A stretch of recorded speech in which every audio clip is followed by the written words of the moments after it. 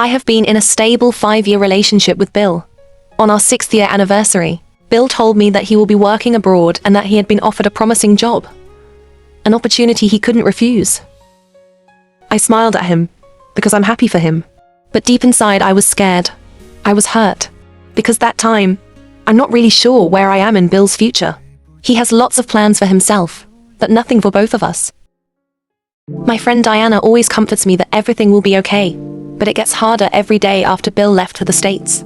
As days passed, Bill became busy and I focused my mind working in the university. This is my first year working after my graduation, so I better get myself together. Days and months passed by very fast. I get used of being alone. Bill called me once in a while, and he seemed really cold and always in a rush. Well, he is really good looking, and women will come running towards him.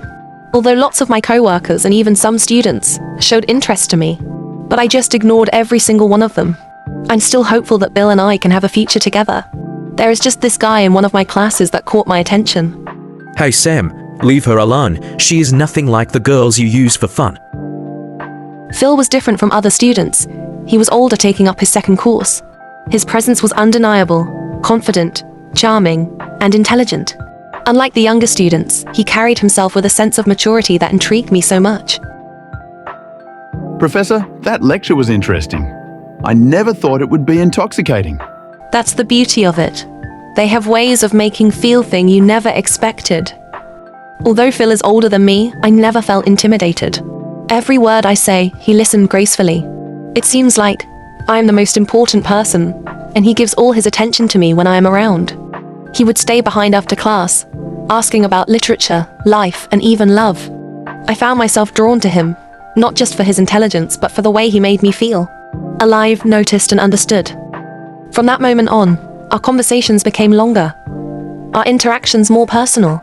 We spent time talking, and I look forward to receiving his messages and calls more than anyone else. And I know I'm not the only one who feels this way. I never felt this kind of connection from anyone before. But then, how am I going to tell her that I am also in a relationship with my best friend? My best friend Liza. She has been in my life for as long as I could remember. Our families had been close, and from a young age, it was expected that we would end up together. She had always loved me, and I really cared for her deeply, but I had never been certain if what we had was truly love or just familiarity. But family expectations were hard to break. We were already engaged. Once I finished my studies, your marriage was set. Well, at first, I thought I could keep my feelings in check. Jas was just a professor, just a friend. But then now, I realized the truth. I am falling for her. That's the truth. She is not just a professor to me or a friend. I am truly in love with her. And the worst part? I know she has feelings for me too. Today, I am going to tell Phil that I am breaking up with my boyfriend. I will need to clear things between me and Phil. I need to know if we share the same feelings for each other. Phil was very hesitant to talk when I told him what I feel for him. I know because he doesn't want to hurt my feelings. But he was able to tell me that he is already engaged with his best friend. I could feel that he was very sorry. Still, I was speechless. So with a heavy heart, we both decided to disregard our feelings and choose to go our separate ways. Words are easy to be said and done. Even every rational thought told me this was wrong. But reasons had little power over emotions, and the more I tried to resist, the stronger my feelings for Phil became. And Phil? He struggled too. There are lots of times I can feel that he is just staring at me, waiting for our eyes to meet. We have lots of fears, doubts, and hesitations. But how long are we supposed to set aside our feelings? It's Friday and everyone else went home already. I took time doing my lessons. It's pouring outside, so I don't have to rush home. Where are you? Still in school. I'm about to leave. Wait for me, please. I shouldn't wait for him, but I did. Phil rushed inside the room. His clothes were soaked. He looked frustrated. I wanted to hold and comfort him, but I held back. Jas, I can't do this anymore. Let's talk, please. He looked at me desperately, and I felt something crush my heart. I feel his pain. I feel his despair. So this time, I agreed to come with him to talk about us. But is there anything to talk about? There was never been an us, and that was the hardest part. Phil asked me to give us a chance. To go back to what we were used to before. When we could talk for hours, and sitting beside each other was enough. And when we cared about nothing else. But this is going to be different now. Because we both know that this wasn't just a fleeting attraction. This is something deeper and something dangerous. I continued seeing Phil secretly. We traveled together in places wherein no one will recognize us. Wherein people won't judge and will see us as normal couple. It was hard, but it is harder when we are not together. One day, we stayed in his place. We were just watching TV when Phil suddenly moved closer to me. My heart was pounding. This is the last chance I can stop this. But I didn't. Phil's lips crashed against mine. It was desperate and filled with longing. It was a kiss that tasted of everything forbiddance. Everything we had tried to suppress. And right there and then, we surrendered to the love we were never supposed to have. I woke up in my apartment the next day, and the reality of what had happened between me and Phil is already sinking in. What have we done? Guilt weighed heavily on my chest. But beneath it, there is another emotion. Something I'm just too afraid to name. Because no matter how wrong it was, I had never felt so alive. And that terrifies me. I couldn't concentrate the next day. Every time I closed my eyes, I could still feel Phil's touch, still hear the way he had whispered my name in the quiet of the night. I stayed in the library after class. But when Phil walked into the room, his gaze never left mine. I tried to avoid looking at him, try to focus on my lessons. But his presence is too strong, like a gravitational pull I couldn't escape. Phil, we need to talk. I know. About last night. It was a mistake. Is that what you really think? We pretend nothing happened? It has to be. You're supposed to get married, Phil. I stood up and walked away. I don't want to hear any more explanations, as I might have a change of heart and just choose to stay with him and never leave. Days turned into weeks. I tried my best to return to my normal life. I focused on my work, kept myself busy, and ignored the ache in my heart every time I saw Phil. And I know Phil tried to get his life back without me in it. My heart crushed every time with the idea of Phil moving away from me. To add with all the stress, Bill called me for the first time after months of being silent, only to say that we need to go our separate ways. I didn't even refuse. I didn't even say anything. I guess for me, it was just for formality. He even said to me that he is seeing someone else. It didn't affect me at all. I just thought that we should have done this a long time ago. I felt unusually exhausted with everything that is happening. I have been feeling off for the past few days. Dizzy spells, nausea in the morning, and overwhelming fatigue I couldn't shake off. That's when I realized I haven't had my period for almost 2 months. I rushed to the store immediately. I have to know if my doubts are true. My hands were trembling as I waited for the results, and there it was. I'm pregnant. With Phil's child. Mixed emotions filled me immediately.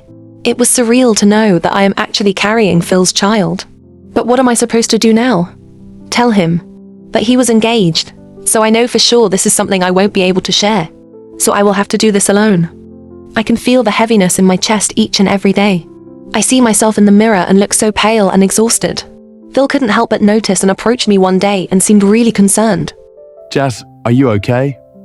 Please, Jas, talk to me. I'm just concerned about you. I'm fine, Phil. You don't have to worry about me. I walked away from him again. I just keep pushing him away even though deep inside, I wanted to tell him the truth. I wanted to tell him that I am carrying his child.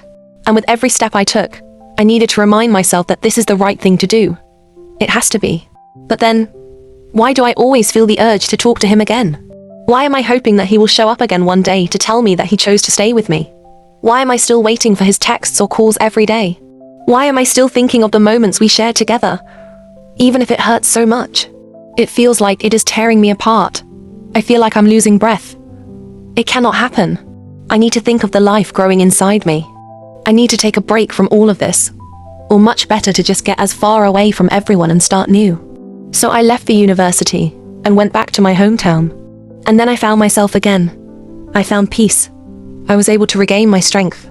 My mom, who is very supportive, stayed by my side and helped me with my pregnancy. There are still moments when I wake up crying and my chest feels heavy. It still hurts to think that Finn has already moved on and forgot about me. I'm just one of the women who passed by in his life anyway. By this time, he must have graduated. He might be preparing for his own wedding. Or, who knows, maybe is already married by now. The thought of him getting married makes my heart burn in pain. So I try to distract my mind and do something else. I'm almost due and can't be too emotional right now. I need to be strong for my baby. Please, Diana, tell me where she is. I heard she quit teaching. I need to talk to her. She never said anything to me, Phil. I don't really know where she is. I couldn't find Jas. She's nowhere to be found. I'm so worried about her, and I missed her so much. I take that she won't talk to me, but at least I was still able to see her even from afar. But now she even changed her phone number. I waited for her outside of her apartment. I went back again and again, but she didn't came. I feel like a knife was stuck in my chest. It hurts. I should have talked to her. I shouldn't just let her leave like that. It's been months since I last saw her, and it feels like forever. No one could ever help me ease the pain. No one could ever fill this emptiness in my heart. Not even Liza. My heart became full as soon as I laid my eyes on my son the first time. All the pain was gone. I felt alive again after being lonely for so long. I was able to get back on my feet, reconnected to people and friends. Even when Bill got back from the States, we were able to talk and both agreed that we put everything in the past. We were fine being friends and we met a couple of times. The only person I'm not ready to see yet is Phil, but I guess fate didn't agree with me. Phil said he followed me from the park where he saw me with Bill. I looked at him and stared at every inch of his face. He looked stressed. His gaze was deep and his eyes is not as bright as before. This is far from what I had expected from him.